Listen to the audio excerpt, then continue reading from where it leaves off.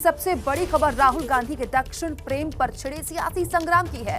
कल तिरुवनंतपुरम में राहुल गांधी ने एक ऐसा बयान दे दिया जिसके बाद पूरी बीजेपी उन पर हमलावर है।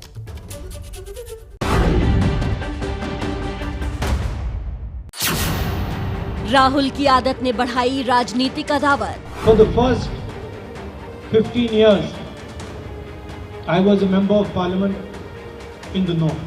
So I had got used to a different type of politics. Rahul के बयान पर क्यों मचा सियासी दंगल?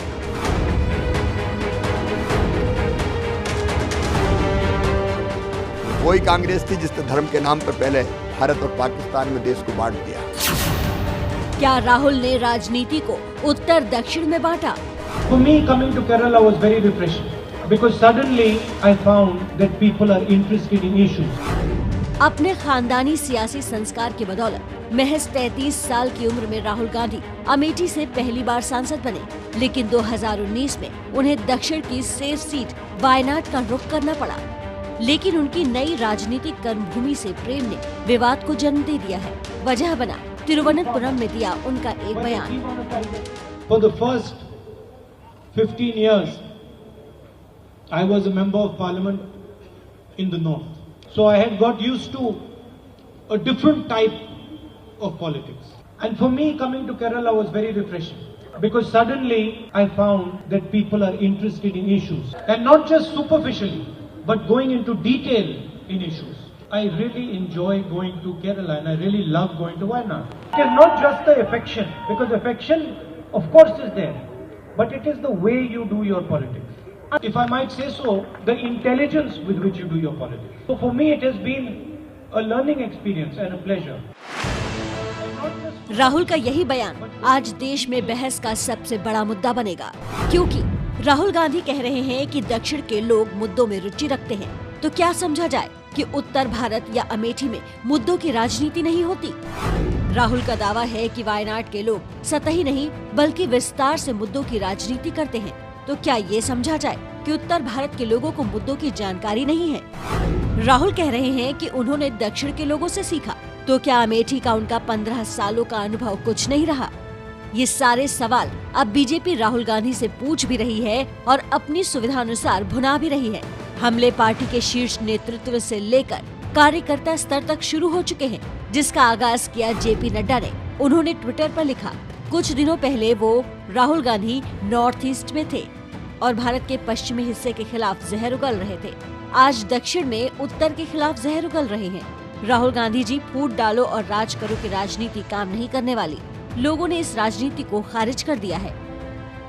राजनीति को दक्षिण और उत्तर भारत में बांटने का यही आरोप लगाते हुए अमेठी से बीजेपी सांसद स्मृति ईरानी ने भी ट्वीट किया। लिखा, एहसान फरामोश, इसके बारे में तो दुनिया कहती है, थोथा चना बाजे घना। राहुल के बयान के बाद ऐसा लगा जैसे बीजेपी के हाथ जैकपॉट लग गया। राहुल को नसीहत देते हुए यूपी के मुख्यमंत्री योगी आदित्यनाथ ने एक के बाद एक 2 ट्वीट किए और इसी कड़ी में कई लोग शामिल हुए। यूपी बीजेपी के अध्यक्ष स्वतंत्र देव सिंह ने इसे टुकड़े टुकड़े गैंग से जोड़ दिया।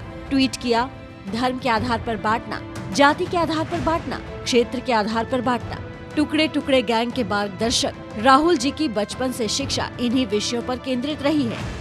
आमतौर पर बेवजह की बहस में न पड़ने वाले विदेश मंत्री एस जयशंकर ने भी राहुल के बयान पर ट्वीट किया। लिखा, मैं दक्षिण से ताल्लुक रखता हूँ, मैं पश्चिमी राज्य से एक सांसद हूँ, मैं नॉर्थ में पैदा हुआ, पला बढ़ा, वहीं पर शिक्षा हासिल की और वहीं पर काम भी किया। मैंने विश्व के समक्ष पूरे भारत का प्रतिनिधित्व किया। भारत एक है, इसको रीजन में कहकर डाउन मत करिए, इसे कभी मत बांटिए। मध्य प्रदेश के मुख्यमंत्री शिवराज सिंह चौहान ने इस मुद्दे को एक कदम और आगे बढ़ा दिया। वही कांग्रेस थी जिसने धर्म के नाम पर पहले भारत और पाकिस्तान में देश को बांट दिया और अब उत्तर और दक्षिण में बांटने चले। जनता ऐसे प्रयासों को सफल नहीं होने देगी। अभी ये शुरुआत भर है, क्योंकि बीजेपी राहुल के बयान को लंबे समय तक मुद्दा बनाएगी। न पाबंदी हो न कोई हद हो तो बस खुद बनाई सरहद हो। ये मुहिम है परतों में छिपे हर सच की तलाश की, सियासत पर रखी पैनी नजर और आंख की। खबरों की दुनिया में एक जिम्मेदार आवाज की, जुर्म और जुल्म के खिलाफ हर बेबस के लिए इंसाफ की। जब कोई हद नहीं इंसानियत के लिए जज्बात की, जब कोई हद नहीं खुशियों और ख्वाब की, तब कोई हद क्यों हो नए नजरिए और बदलाव की।